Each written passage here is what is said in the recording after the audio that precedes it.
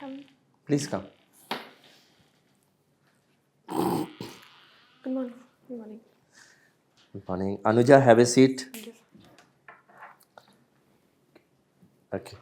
Anuja, is it the pronunciation is right? Anuja? Yes. Anuj is younger brother. So what is the meaning of Anuja? Meant by Younger sister. younger sister. Okay. So Anuja belongs to Lucknow, Uttar Pradesh, and optional is sociology. Your father is from Prayagraj, Yes. and you have done BTech in biochemical engineering and biotechnology from IIT Delhi, a very prestigious institute. And your hobbies include journalist in board for student publications, IIT, quizzing, a representative in board for recreational activities, sports captain in basketball. Okay, so IPS is also your second preference. Are you right now working somewhere in some government job? Yes, sir. Last year I got 241 rank in the 2021 examination and I joined IRS Customs and Indirect Taxes. You are in IRS Customs. Yes, sir. Okay. I've taken a leave to prepare Okay. for this leg. So you feel that IPS is superior to IRS Customs? So I do not think that any particular service is superior or inferior, but according to my personal interests, I feel that IPS would be a better fit for my career. All right. Supposing you get the service which you are wanting, supposing you become an IPS officer and you are invited as a chief guest in a old age home. Now, supposing the entire panel belongs to the old age people, barring one exception, of course. You have to give a 1 minute speech because you are the chief guest. So just to start off, what will you speak to the old age people?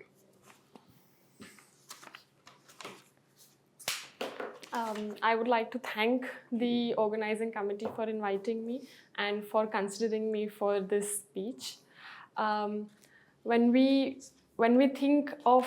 society used to think of old age people and old age homes, the perception used to be one of emancipation and one of helping them and one of helping those in need. However, this perception is changing now. Now we are seeing the emergence of silver economy. We are seeing and acknowledging the importance of experience and age along with the importance of youth.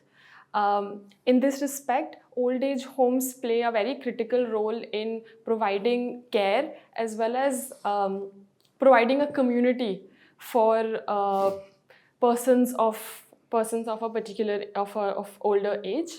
In this respect, when one comes to an old age home, one is reminded of one's parents, grandparents, how they have contributed to my life and all of our lives as well. The people who are here, they've also had parents and grandparents. So it brings back good memories. It brings back all the learnings that I have had from them. And I hope that all the people in this old age home are able to pursue their interests and receive good care. So that they can live a good and fulfilling life here. Okay, very good. Thank you. Okay, Anuja, so supposing you have become an IAS officer or an IPS officer, you are standing at a place and some miscreants come and throw acid on a girl. Now, as IPS officer, for example, and also having done BTech, so certain things connected with biotechnology, biochemical engineering. So what are the steps that you will take immediately? You understood the question? Yes, sir. Someone has thrown acid on a girl. You are just standing there and they have run away. So my immediate concern would be the health and well-being of the girl who has been attacked. So ensuring that there is medical help, an ambulance comes, takes her to the hospital, she gets all the doctor's attention that is needed. And then moving on to the perpetrators of such a heinous crime, I would ensure that all the since this is a crime, all the relevant sections of the IPC, CRPC are invoked. The police springs into action. They are tracked. They are caught, and they're brought to the courts to follow the rule of law, the judicial Would you not process. like to ring up the control room vehicle? You are an IPS officer, to intercept them immediately on the way, simultaneously taking care of the girl. Is it Yes, not? yes. You said that you will talk about it, you will take action later on. But these things could be multitasking, simultaneously as an IPS officer. Definitely, sir. I would just ensure that the girl who has been attacked is priority in the sense that she has been taken care of, and then immediately divert my attention to the. Okay, tell me, if you were the chief minister of UP, what are one or two things which you would like to do which your present chief minister has not done so far?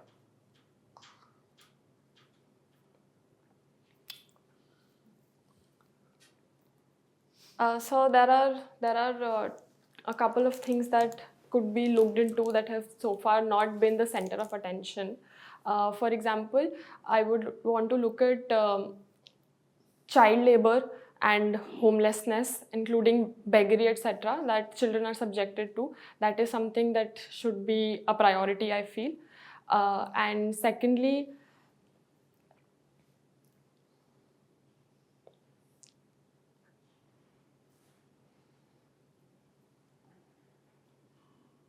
sir, I think there is also a need for confidence building and trust building between the public and the government, so that there is more social cohesion, there is more of a community spirit in the state.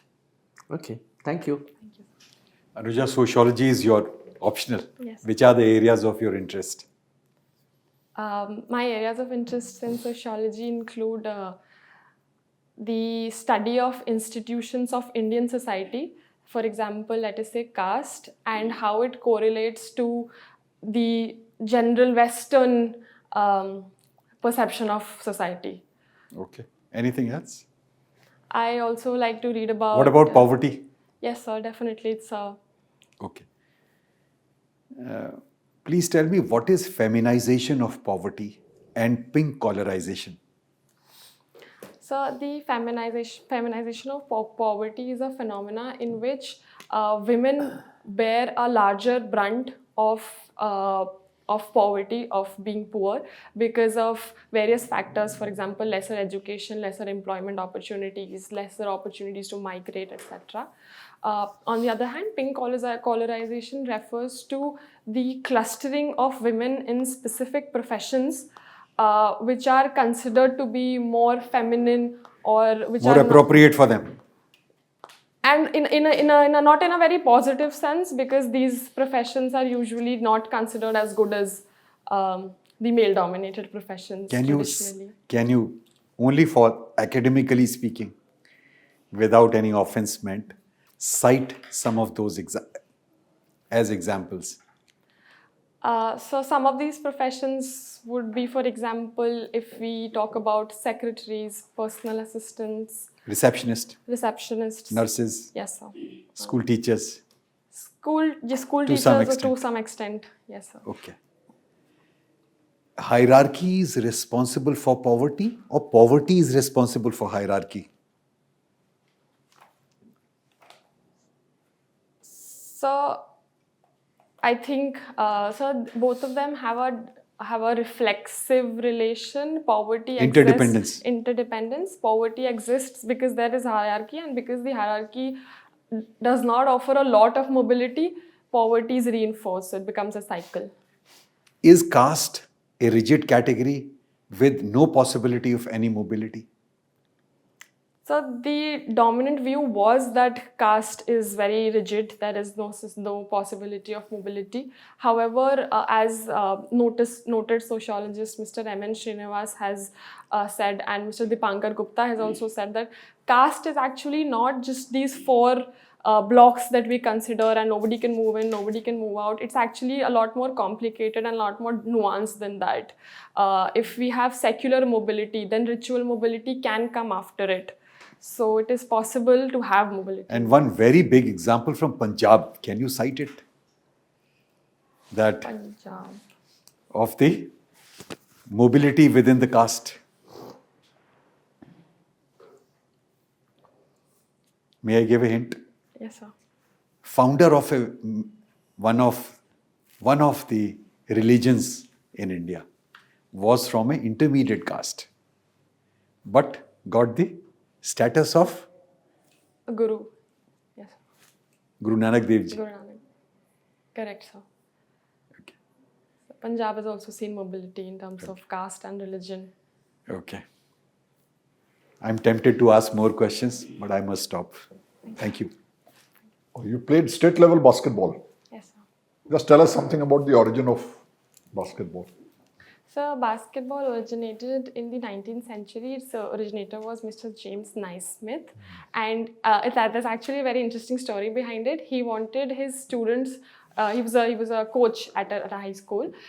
He wanted his students to play something even when it was raining out. There was bad weather outside, so he picked up a basket, put a hole in it, and said, "You just put balls in these baskets." The hole came later on, actually. Sorry. Okay, So that is how it originated.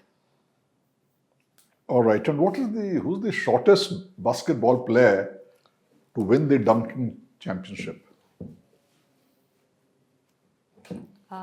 Sorry, sir, I do not know the name. What is the shortest basketballer that you think can dunk a ball? I think that would require around 5.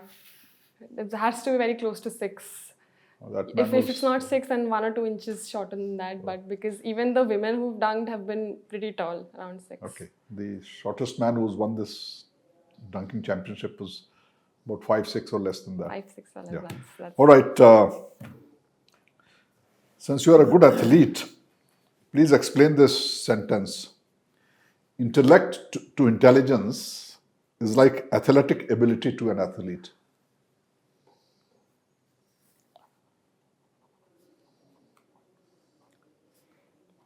So, in my understanding, this statement means that intellect can lead to intelligence, intellect being slightly narrower than intelligence, in the same way that an athlete has to have athletic capabilities along with other skills to succeed as an athlete, to become a complete athlete. So intellect would help us, for example, in acquiring knowledge and in building pillars and acquiring what is required to become intelligent. But to do so, there are other components that have to be there, such as empathy, such as connection of these pillars, etc. So in the same way, athletic ability also requires you to have teamwork, mental stability to become a good athlete. I think, Okay. in my opinion. Simply what it means is you may have athletic ability, but you don't work towards exploiting it, you'll never be a Okay, good yes, athlete. sir. And the same thing for intellect. Okay, Japan's Prime Minister came to India a few days back. Yes, sir. What was he looking for? And what came out of that visit? So there were 2 points that stood out of that meeting. A was reiterating Japan's cooperation with India in terms of Indo-Pacific region and emerging as allies in that region to ensure a fair and open seas there. And secondly, it also sought in a more subtle way, it also sought India's help and India's cooperation with Japan and its allies in the Russia-Ukraine war situation. All right, and post the South China Sea issue, Japan changed one of its 60-year-old policy. What was that policy?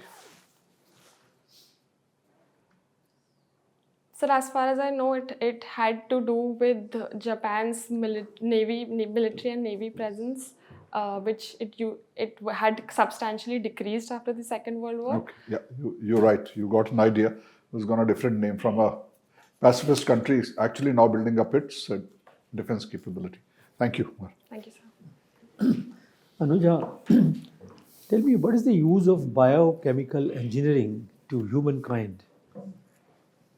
So biochemical engineering has a lot of applications for humankind. A being pharmaceutical and drug applications, B being biomanufacturing, C being bio-waste treatment, and these are the broad categories in which we could help mankind. Okay.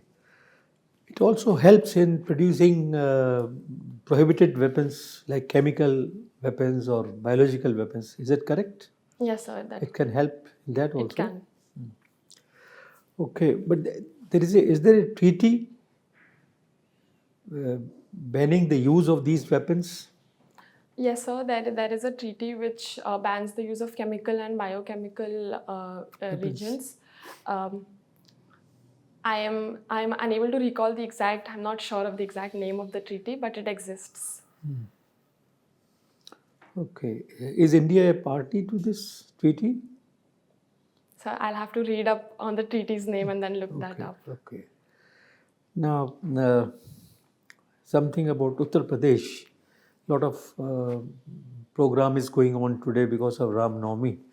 And the news is that the government of Uttar Pradesh has given 1 lakh rupees to each district magistrate for promoting Ram Navami, for celebrating Ram Navami. Is that correct?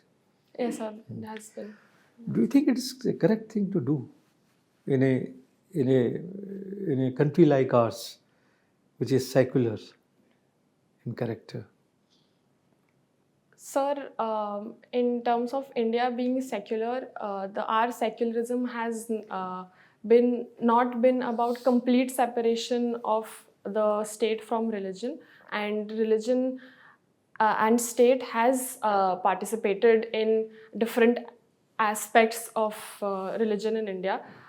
So, although this can be done in a fruitful manner also, for example, in celebration of Ram Navami, there is distribution of food and distribution of Okay, clothes to that being needy. the situation, should the government of India or the state governments celebrate festivals of other religions like Eid or?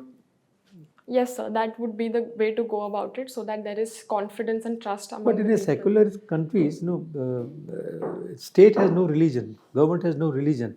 Why should we allow all this? It's a private matter. Sir, in India, religion has not been completely Hindu Rashtra, for instance. Yes, sir. There is a demand to make India as a Hindu Rashtra. Is it constitutionally permissible? No, sir, it is not. Then why does government not arrest anybody? Sir, if someone is encouraging enmity between religions or promoting hate speech, violence, or discrimination, then they should definitely be arrested. Okay, one last question. Give me a brief reply. Uniform Civil Code is very much in the news. There was a decision, a verdict given by the Supreme Court yesterday or day before yesterday. So I might Okay, I'll give you a clue. skipped my The decision was that it is within the domain of the Parliament to decide upon this issue and not the judiciary. What should India do now?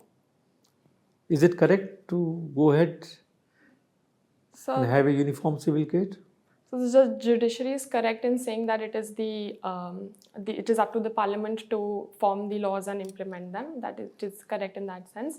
When it comes to UCC, I feel that as the Law Commission has also said, that this is something that should come very slowly, come from bottom to the top, and should not be thrust upon the people. So I believe that codification. Anuja, Yes, ma'am. I think there's this movie character also which shares your name. Very famous. Is there? There's Tanuja. I've never heard of Anuja. All right. Let's begin with you telling me 3 personality traits of yours that you're proud of.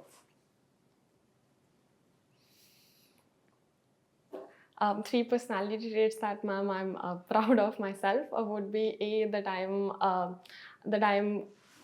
good with people, that I communicate well, and secondly, I'm curious, I like to learn, and thirdly, that I'm very driven and when I put my mind to things. All right. Anuja, have you heard about 101st Amendment? Yes, ma'am. Can you recall what is it about? Ma'am, the 101st Amendment, as per my knowledge, is the GST implementation amendment, in which we were moving towards a one nation, one tax system and bringing in GST. Was there anything unique about this amendment? Ma'am, not that I am able to recall right Was there now. any body formed due to this amendment? Yes, ma'am. GST Council was formed to facilitate this process of GST implementation. All right. Anuja, you are from Uttar Pradesh and you're a student of sociology. Are there any, does Uttar Pradesh has any tribal population? Yes, ma'am. Uttar Pradesh has a small tribal population. We have it is less than 1% of the total population. We have around 2 PVTGs and 5 groups which are classified But you see, into there's no scheduled tribes. representation that they have in politics of Uttar Pradesh. Their representation is quite less, ma'am. That is correct. What is the reason? Ma'am, because the tribal in Uttar Pradesh, the almost all the population is Hinduized and is has been assimilated in the mainstream, and the tribal population is usually found on the borders of either Uttarakhand or Madhya Pradesh. So there is a lack of belonging, a lack of them being understood as significant as well. All right. Anuja, you see, we are in the era where we're talking about cryptocurrency and then we're talking about digital money. How do you think tax administration should evolve at this junction? Ma'am, I believe that this is a very crucial junction for taxation, because the kind of currencies that are coming into vogue now are very untraditional, and taxation systems are not equipped right now to meet such challenges. However, the government steps, for example, the pilot program of introducing a central digital currency would actually help taxation efforts, since this would drive down cash used. It would make it easier to track financial payments. It would also make compliance burden easier for the people. What do you filing feel? the Will tax. cash go away from the economy in next 20 years? Is that possible? It would substantially reduce, ma'am, I think, in 20 years. But it would not completely go out of picture. Did you go through the budget this time? Yes, ma'am. Can you tell me 3 things that were there for women in the budget this time? Ma'am, there has been a new saving schemes announced for women. Secondly,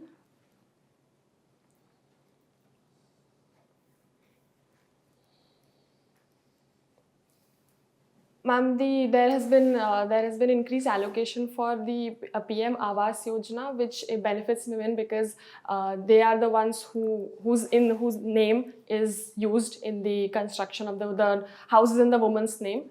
So that is also something that Okay. helps women. Are you not able to recall? Yes, ma'am. It's been quite some time since I. That's all right. My last question to you would be, Anuja, you have 2 choices: a subordinate who's honest and another subordinate who's efficient. And these are exclusive qualities. The one who's honest is not efficient, not as efficient, and the one who is efficient is not very honest.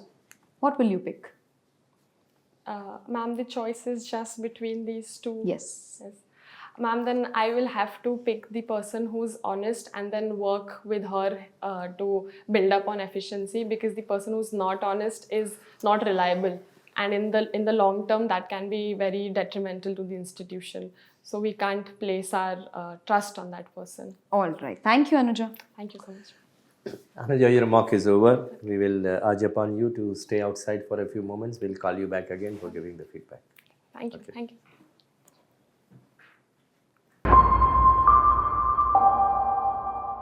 May I come? Come.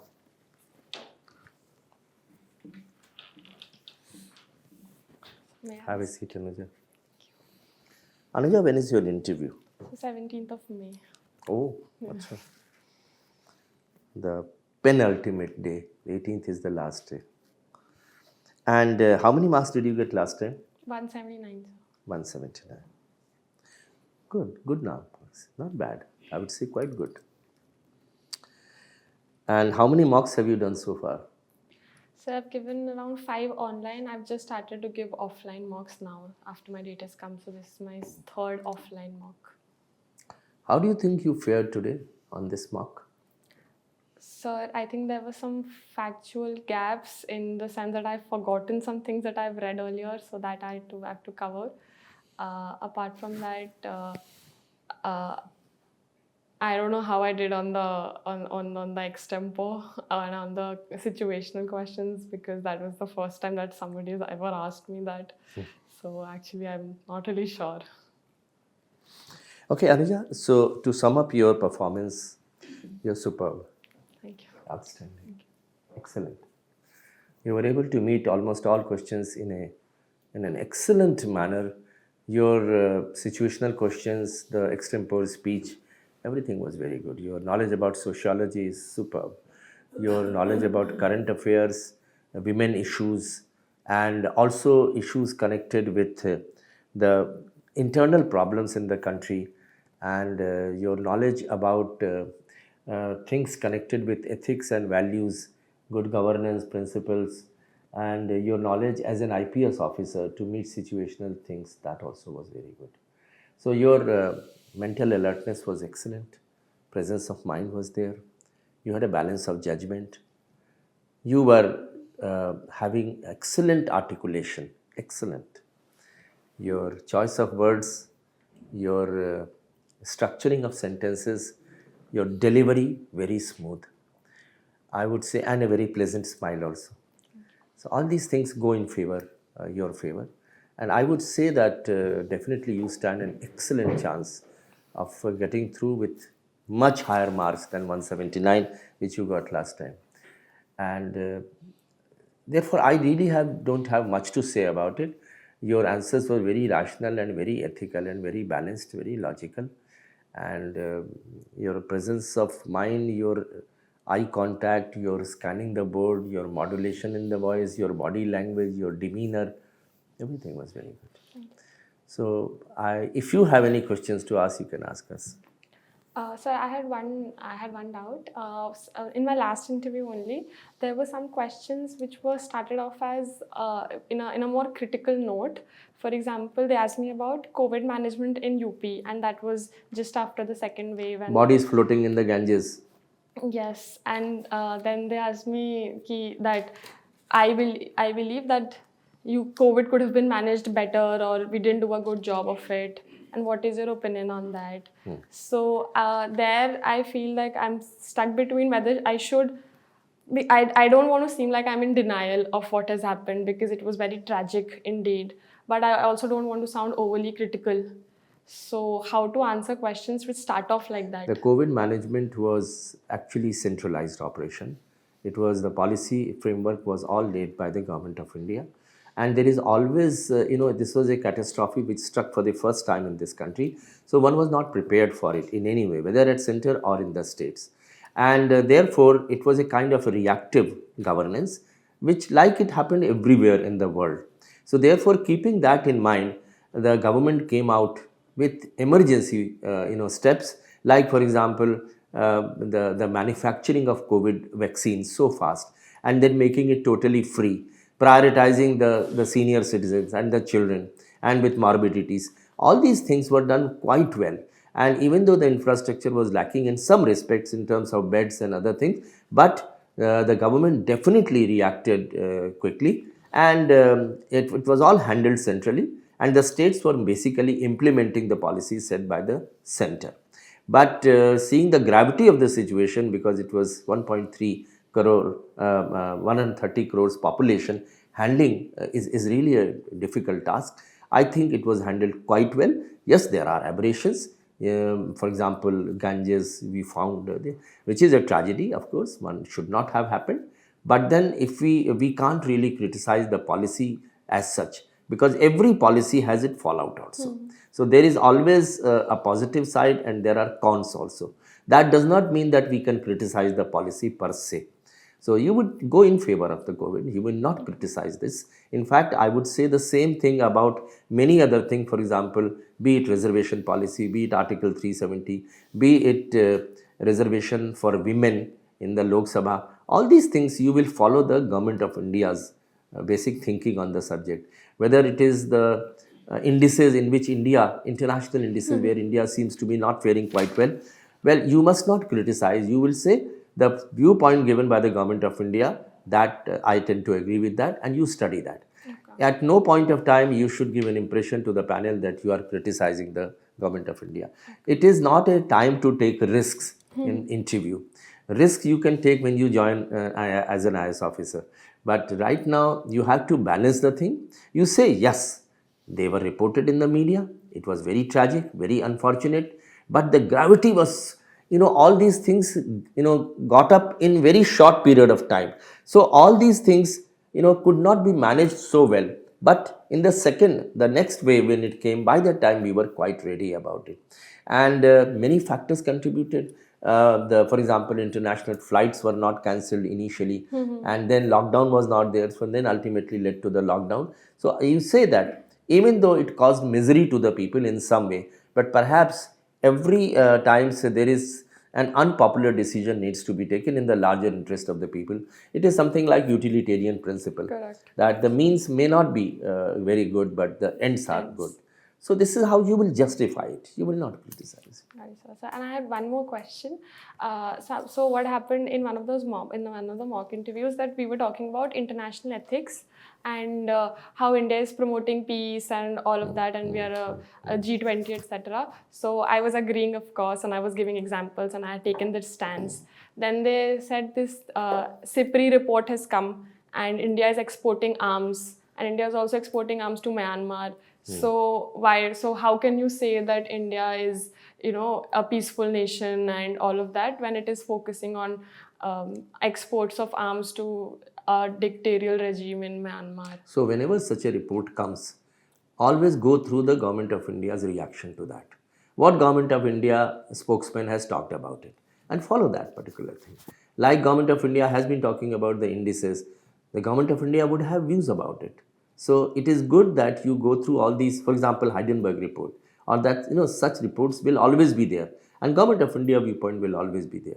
So rather than going in one way or the other way, it is safer to go by the GOI report. Okay. And also prepare well on the Uttar Pradesh, Lucknow, and Allahabad. And there is something called as Keval. You must be aware about Keval towns. Yes. So Lucknow is one of the Keval towns. Yes. What are the historical importance, cultural, religious, political?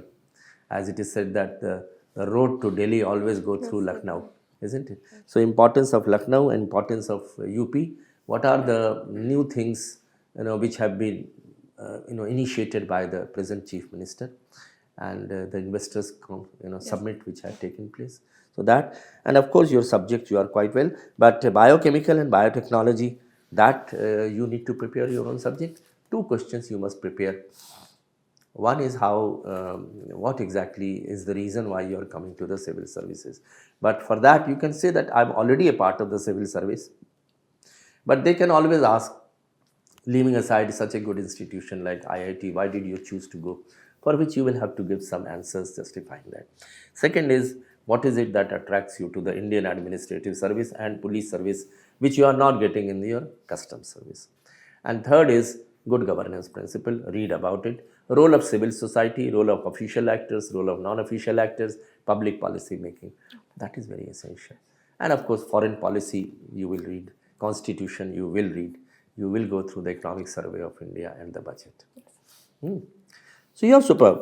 And Anuja, I think we'll like to see you become an IAS officer. Thank you. The service which you are longing to be. Okay? Thank you, sir. All the best to you. Thank you, ma'am. Thank you, everyone. Thank you. Unacademy. Let's crack it.